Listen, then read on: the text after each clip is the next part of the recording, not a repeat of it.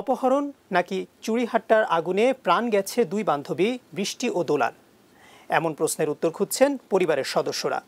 বৃষ্টি ও দোলার ফোন নম্বর থেকে মুক্তিপণ দাবির পরই অপহরণের বিষয়টি সামনে উঠে আসে। যদিও আগুনের ঘটনার ঠিক আগে ওই পথ ধরেই যাচ্ছিলেন দুই বান্ধবী। 10:31 পর থেকে ফোন বন্ধ। গত পরশু জানলাম যে দোলা ওখানে ঢুকছিল 10:25 পয়েন্ট কিছু একটা সময় প্লাস কিছু একটা সময়। ঠিক 6 মিনিটের হিসেব নেই পরিবারের কাছে। 20 ফেব্রুয়ারি 10:25 চুরিহাট্টার ওই পথ ধরেই রিকশায় বৃষ্টির বাড়ির দিকে যাচ্ছিল দুই বান্ধবী। যদিও পোস্তা পুলিশ ফাঁড়ির লাগোয়া তার বাড়ি যাওয়ার পথ এটি নয়। এর মধ্যেই চুরিহাট্টার আগুনের ঘটনায় স্তব্ধ পুরো জাতি। লাশের মিছিলে একে একে যোগ হতে থাকে পুড়ে যাওয়া মানুষের নাম। নানা শঙ্কা মাথায় নিয়ে 21 তারিখে থানায় জিডি করেন দুই পরিবারের সদস্যরা।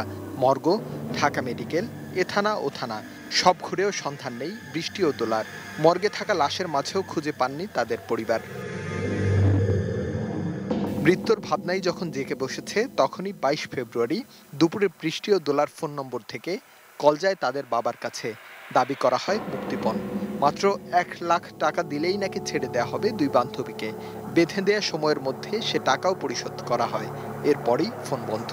22 তারিখে একটা ফোন আসছিল আমার কাছে, টাকা চাইছে। আমি বলছি যে 50,000 টাকা যখন চাই তখন আমার এটা বিশ্বাস হয়নি। এখন আমার কাছে যখন টাকা চাইলো আমার মেয়ের নাম্বার থেকেই, এখন আমার মনে হইতে পারে ওরা নিয়ে গেছে, আবার হতে পারে সে ডেস্টার।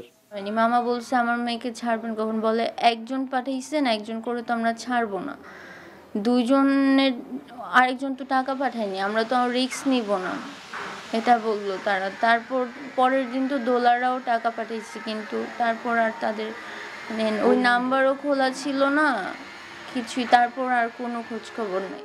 নিখোঁজের পর থেকে চরম বেদনায় দিন গুনছেন পরিবারের সদস্যরা। মারা গেলেও অন্তত লাশটি ফিরে পেতে চান তারা। খুঁজে না পাওয়ার অনিশ্চয়তা যেন আর সইতে পারছেন না কেউ। আমার নাতিনের একটা অংশ যদি দেখতাম তাইলে কইলাম যে আপনার ঠান্ডা হয়েছে।